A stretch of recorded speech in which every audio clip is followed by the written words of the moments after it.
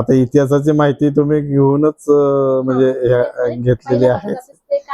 स्वराज्याची निर्मिती होत असताना, स्वराज्याची आपण एखाद्या कुठल्याही शुभ कार्याला सुरुवात करताना मुहूर्तमेढ रवणं म्हणतो, तर ती मुहूर्तमेढ ह्या वाड्यामध्ये रोवली गेली स्वराज्याची. आणि शहाजीराजे आणि कान्होजीराजे हे दोघे मित्र होते. आणि शहाजीराजांनी कान्होजीराजांना छत्रपतींच्या मार्गदर्शनासाठी इकडं पाठवलं आणि त्यांनी शपथ घेऊन पाठवलं. म्हणजे स्वराज्याची शपथ ही पहिल्यांदा कर्नाटकमध्ये झाली, कनकगिरीला, जी शहाजीराजे आणि कान्होजीराजांच्या मध्ये झाली. आणि रायरेश्वरला जी शपथ झाली त्या रायरेश्वरच्या शपथेचं नियोजन किंवा रायरेश्वरला शपथ व्हायचं कारण म्हणजे हे कान्होजीराजेच होते. कारण इथं रायरेश्वरला जे ठिकाण आहे ते कुणाला माहीत असण्याची, अगदी महाराजांना किंवा शहाजीराजांना पण माहीत असण्याचं काही कारण नव्हतं. कारण त्यांचं पुणे सुपे परगणा त्यांच्याकडे होता, त्यांचं वेरूळचं साम्राज्य किंवा हा दुर्गम भाग होता ना. मग इथं नियोजन करताना हे शपथेचं हे कान्होजीराजांनीच केलं. कर्नाटक मधून येताना शहाजीराजांनी कान्होजीराजांना शपथ दिली आणि ती शपथ घेऊन ते महाराजांच्या मार्गदर्शनासाठी इथं आले. आणि बाकीचा इतिहास तर सांगितलाच असेल की मग अफजल खानाच्या इथं जे फरमान आहे आपल्या इथे, म्हणजे आदिलशहाने पाठवलं होतं ते फरमान आहे की ते फरमान ज्यावेळेस आलं त्यावेळेस महाराजांच्याकडे ते गेले 5 मुलं घेऊन. 5 मुलांना घेऊन गेल्यानंतर महाराजांनी त्यांना सांगितलं, तुम्हाला जर फरमान एवढं आलंय आणि तुमचं नुकसान होणार असेल किंवा तुमच्या जीवाला धोका निर्माण होत असेल तर तुम्ही निर्णय घेऊ शकता. काही मंडळींनी तिकडे जाण्याचा आदिलशहाकडे विचार केलेला आहे, तुम्ही पण तसा विचार करू शकता.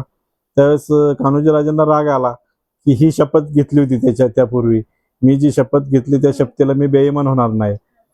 वतन म्हणजे सगळं होतं. हा, वतन म्हणजे सगळं होतं. त्यावेळेस काय, आता काय, शेवटी प्रॉपर्टी ह्या सगळ्या गोष्टी प्रत्येकाला प्रियच आहेत. आहेत आणि प्रियच आहेत. ती प्रॉपर्टी महत्वाचीच मानली जाते. मग म्हणले वतनाचं काय, तर वतन पण म्हणले मी वतनावर पाणी सोडतो आणि मी 72 जयदेंचा निर्वण झाला तरी मी स्वराज्यासाठीच लढणार आणि स्वराज्यासाठीच मानणार असं त्यांनी महाराजांना सांगितलं. त्यानंतर महाराजांनी त्यांना इथं कारीला येऊन की तुम्ही या वाड्यामध्ये कारीला जा आणि तिथं सगळे जे 12 मावळचे वतनदार देशमुख आहेत त्यांना एकत्रित करून आपल्याला पुढे काय करायचं त्याची तुम्ही माहिती द्या. त्याप्रमाणे सगळ्यांनी इथं सगळ्यांना इथं बोलवलं. त्या सगळ्यांच्यावर कान्होजीराजांचा प्रभाव होता. कान्होजीराजे जी भूमिका घेतली ती भूमिका ते घेण्याचं त्यांचं म्हणजे जे धाडस कान्होजीराजे करतील त्याच्यावर आपण पुढे काय करायचं ते ठरवायचं असं सगळ्यांच्या मनामध्ये होतं. कान्होजीराजांनी त्यांना इथं बोलून सगळ्यांना सगळी माहिती दिली की आपल्याला स्वराज्य निर्माण करणं गरजेचं आहे आणि स्वराज्य निर्माण करण्याचं गरजेचं आहे असं ज्यावेळेस सांगितलं त्यावेळेस महाराष्ट्र हा शब्द इथं पहिल्यांदा उच्चारला गेला. महाराष्ट्र म्हणजे मराठा राष्ट्र. मराठा राष्ट्र म्हणजे आपल्या ह्याला दख्खन हे होतं.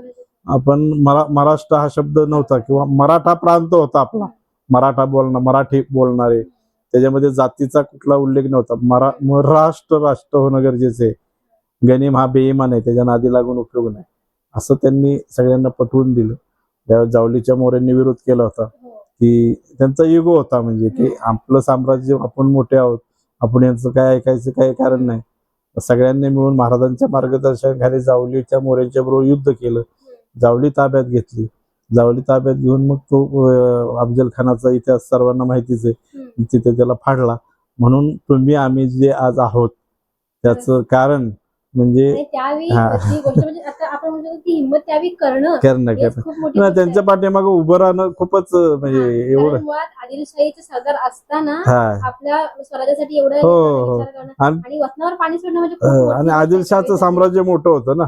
आपण आपलं फार हे होतं, म्हणजे सुरुवात स्वराज्यापेक्षा आपली ताकद कमी होती. मग त्यावेळेस भूमिका आपण घेऊन जर उद्या उलट काय घडलं तर मग सगळ्यांचंच अस्तित्व नष्ट होणार होतं.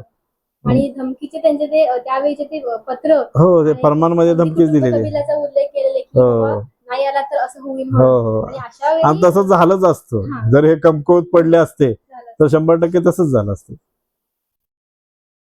असा हा इतिहास आहे. इतिहास म्हणजे अगदी अंगावरती काटा आणणारा, डोळ्यात पाणी आणणारा इतिहास होता आणि तो ज्वलंत यापर्यंतही राहील कारण त्यांनी ज्या प्रकारे सगळं मेंटेन केलं ना. थँक्यू, खरंच थँक्यू. फक्त आता गडकिल्ले आणि आपली जी पिढी आहे त्यांना तुम्ही काय सांगाल या बाबतीमध्ये?